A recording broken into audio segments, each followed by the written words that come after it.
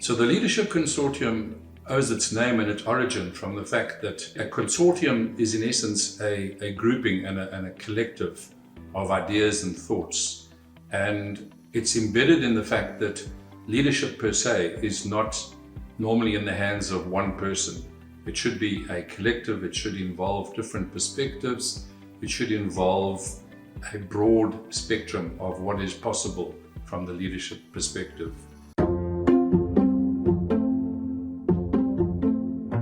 In 2020, companies were forced to change, and that transformation exposed the vulnerabilities of leaders and organizations that lack agility. Agile leaders can thrive even in rapidly changing and unpredictable circumstances. In this episode, we are discussing 4 skills that will successfully advance your response to change. Welcome to The 90th Percentile, an unconventional leadership podcast by Zenger Folkman.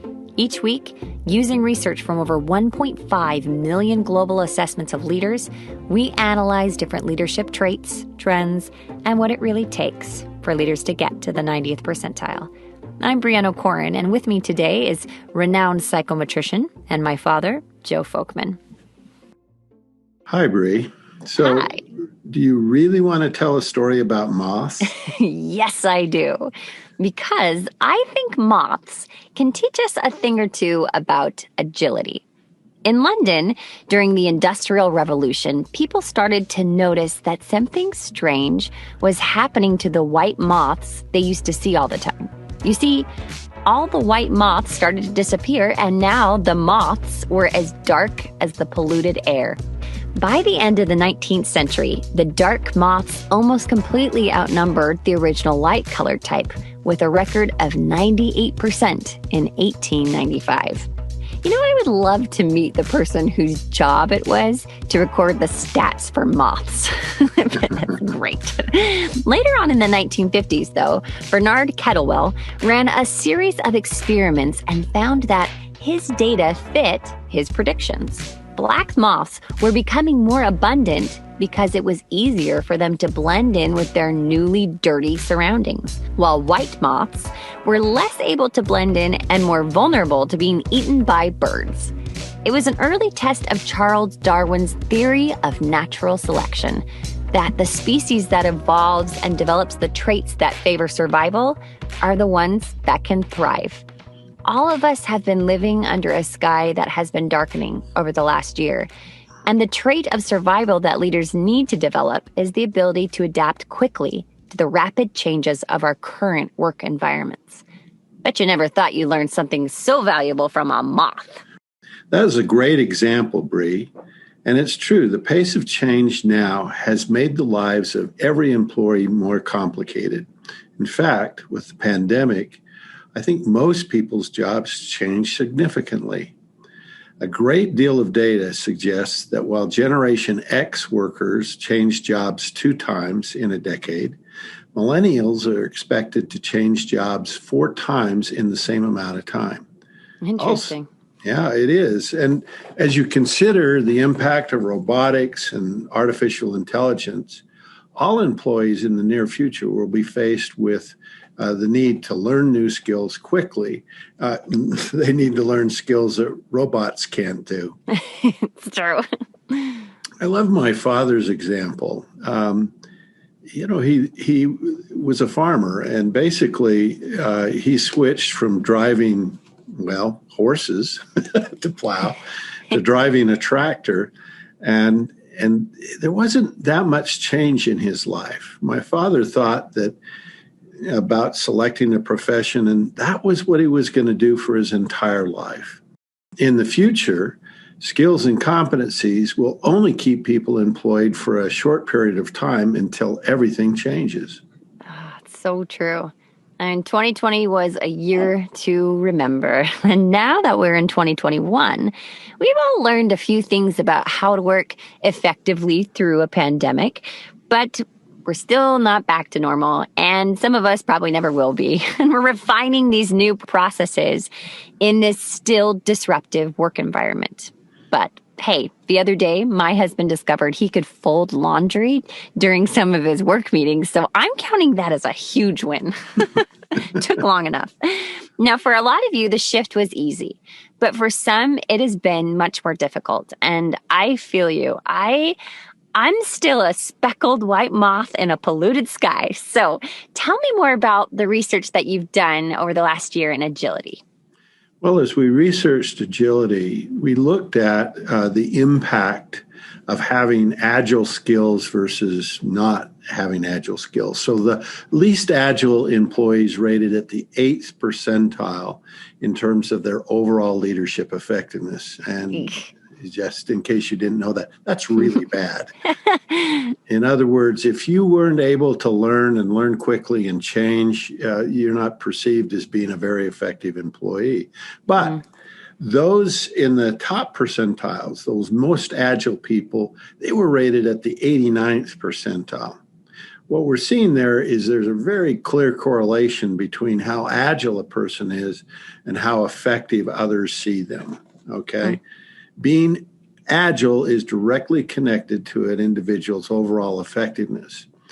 Analyzing the data from thousands of managers and individual contributors, we discovered that there were 4 empowering skills. They were the keys to helping anyone be more agile. Now, the first one of these skills was being open to learning, listening, and respecting the opinions of others. Now, professionally, I've given thousands of people anonymous feedback. It's impressive that protecting people from being personally identified allowed them to be more candid in this 360 feedback process. Feedback is both accurate and predictive. And in a few cases, people getting negative feedback were unwilling to accept that feedback from others. They claimed the data was biased, or the individuals were biased, or they were out to get them. They were set up for failure. They thought that just one negative person was responsible for all the inaccurate perceptions. It's kind of like that old English proverb, you can lead a horse to water, but you can't make it drink. That's very true. And a person needs to be willing to listen and learn in order to change and develop new skills. Even if people say that you're bad at something, if you don't believe it, you're not going to do anything about it.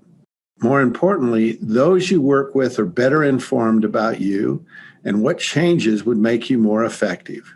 Sounds great. What's next? Well, people needed to have a willingness to stretch.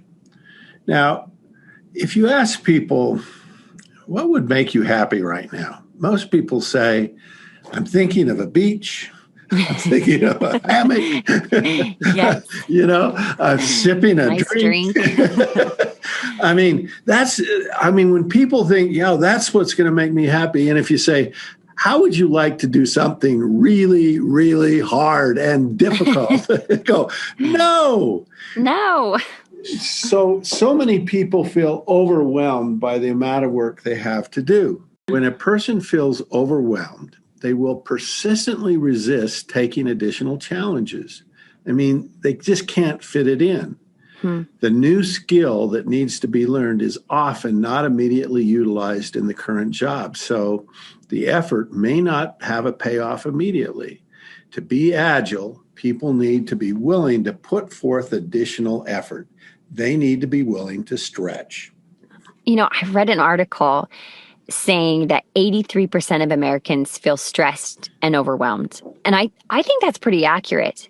And what you're saying, it's crazy. What you're saying is that even though we all feel that way, the best thing to do to be more agile is to take on more and new challenges, because the willingness to stretch will help you to become more agile.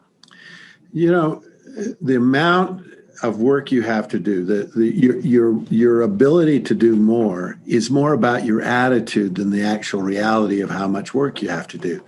People just feel overwhelmed. And when you feel overwhelmed, you just can't take on another thing. It's a feeling more than a reality. As crazy as it sounds, I think you're right.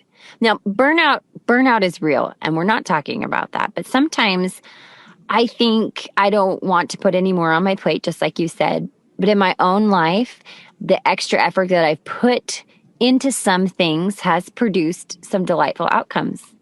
For example, this podcast. Last year, I certainly didn't think while I was trying to homeschool my kids, take care of my family and work, gee, I should start a podcast because I've got loads of time. But so far, it really has been a very educational and growing experience with you and Jack. So yeah, I can see that. What else can help us to become more agile? The next thing we found in our research was that people needed to be optimistic about their ability to change. If people assume they can't change, they won't put forth the effort. Now, an interesting piece of research that goes along with this is some research by Carol Dweck. Carol Dweck is a Stanford professor, and she has this theory about people that they either have a fixed mindset or a growth mindset. Now, a fixed mindset, that's the people that assume that they're fixed by 6. That's what Freud said. And basically, they assume that people come with a certain set of skills and abilities. And if you don't have it, you can't develop it.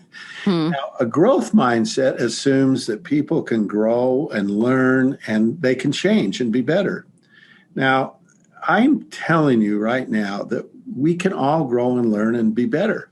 We can learn new skills that we don't have. And that optimism, having that optimism that you can learn and you can grow and you can develop skills that you don't currently have, is one of the keys to agility. Absolutely. There's been so many studies showing the power of optimism. Optimistic people live longer, they're less stressed, they have strong immune systems, better relationships, earn higher incomes. It's basically a superpower. What's the last thing? Well, it's to be honest with yourself. Now, the classic example of this is the person that has a drinking problem. And their spouse says, I think you've got a little bit of a drinking problem. And they say to their spouse, no, it's not really a problem. I can quit anytime. And then you fast forward a couple of months or a couple of years, it doesn't matter. But then the boss comes and says, I think you got kind of a drinking problem. Oh, no, it's not a problem. And you fast forward a few more years and the person is laying in the gutter. And they wake up one morning and they say to themselves, I think I have a problem. Took a long time. That is the classic example. And what happens, and if you look at what happens in Alcoholics Anonymous, is that as people introduce themselves, they always say their name, and then they say, I'm an alcoholic or I'm drug dependent or something like that. But they acknowledge what's wrong. They acknowledge their problem. An interesting example of this was Andy Hertzfeld, who described Steve Jobs and how he could create something called the reality distortion field. Jobs used this to convince workers that impossible things were possible. Many people have a reality distortion field for their own behavior, causing them to believe they are more effective than they really are. The most influential people tend to assume that they're much less effective than others rate them. In other words, when people rate themselves as less effective, that shows up as the trait of humility, and inevitably, other people see them as more effective. That's fascinating. Another interesting thing, you wrote about the impact of these 4 dimensions on agility, and you discovered that if a person scored above average on all 4 dimensions, their agility would be at the 79th percentile. But if one of the dimensions, just one, were at the 10th percentile or lower, agility on average would be at the 19th percentile. Now, that's a bit unusual than what we typically see, because usually if you do just 2 or 3 or even just 1, you'll have the significant increase. But this is the opposite. If you have to do all 4 of these and be, just above average on all 4. And that way it puts a person in a good position in terms of their agility. But all 4 matter. For some, change is hard. For others, change is exciting and something they crave. For you, the ability to adapt and change quickly and efficiently is a skill that can be developed and should be prioritized now. If you desire to learn more about developing these 4 skills, then we want to invite you to attend a live webinar this month hosted by Jack Sanger and Joe Folkman. Those who attend the webinar will be able to take a learning agility self-assessment and receive personal results. They'll receive an improving agility development guide, and you'll discover new ways to navigate the next phase of this new world that we're living in. I will include a registration link in our episode details and on our podcast page on zingerfolkman.com. The 90th Percentile, an unconventional leadership podcast, was written and recorded by Brianna Corin and Joe Folkman and produced by Zinger Folkman with music by Pleasant Pictures.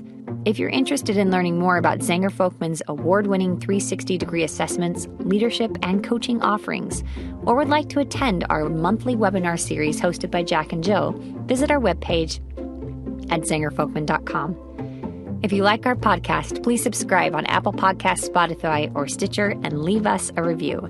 That's how other people can find our podcast, and we really appreciate them. All resources and links to the research referenced in this episode can be found in the episode details or on our podcast page on zingerfolkman.com.